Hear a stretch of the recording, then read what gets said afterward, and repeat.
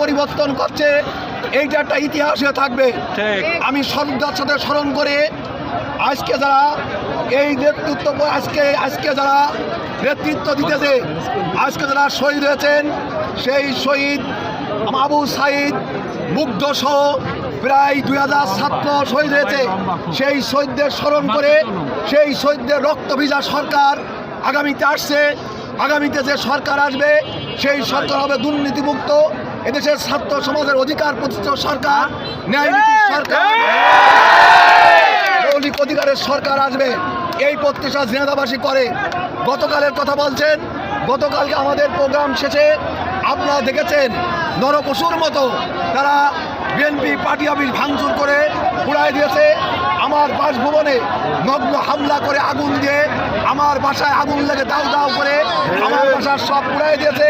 আমার বাসার ভিতর যত বাগানের গাছ ছিল সমস্ত গাছ পর্যন্ত কেটে নিয়ে গেছে, এমনকি টিবলের মাথা পর্যন্ত নিয়ে গেছে। আমি কোনো বিচলিত হয় নাই। আমার ব্যবহৃত গাড়িটি পুরো ছাই করে দিয়েছে, আমার গাড়ির সমস্ত আসবাবপত্র পুরো ছাই করে দিয়েছে।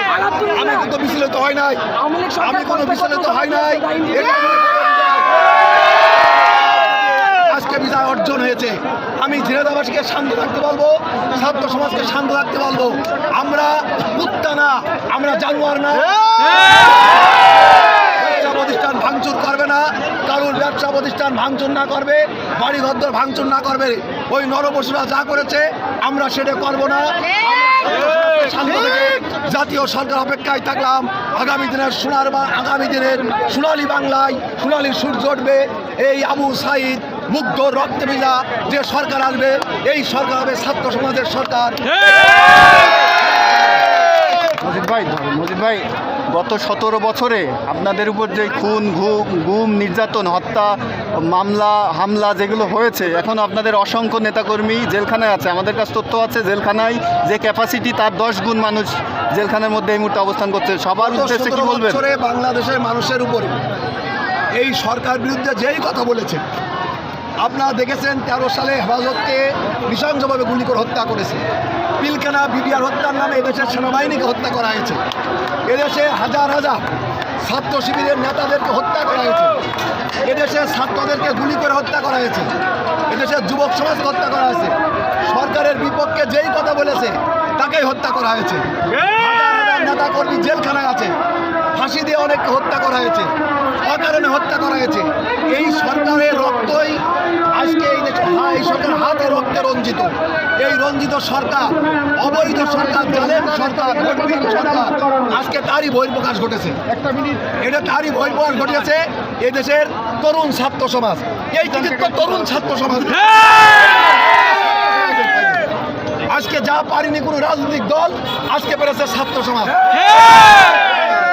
আমি একজন বিবেকবান মানুষের ঘরে থাকতে পারি নাই।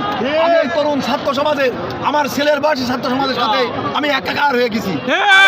হয়েছি বলে গতকালকে আমার বাড়ি পুড়িয়ে দেওয়া হয়েছে। আমার সাথে কোনো কষ্ট নেই, কোনো বেদনা নেই। ধন্যবাদ সবাইকে। মজিদ ভাই, শেষ প্রশ্ন। এই মুহূর্তে আইন শৃঙ্খলা বাহিনী, পুলিশ, র্যাব, যারা বাহিনী আছে, সেনাবাহিনী সহ এই সবার উদ্দেশ্যে আপনাদের মেসেজ। আমরা ধন্যবাদ জানাই।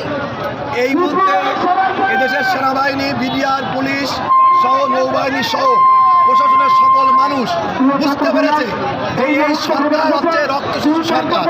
এই সরকার খুনি সরকার, ছাত্রদের উপর গুলি করা সরকার। সব মানুষ নীরব হয়ে গেছে, সব মানুষ এই সমাজের পাশে দাঁড়িয়েছে। ছাত্র সমাজের সাথে একাকার, সমস্ত প্রশাসন ছাত্র সমাজ একাকার হয়ে গেছে এবং তারা নীরব হয়ে গেছে।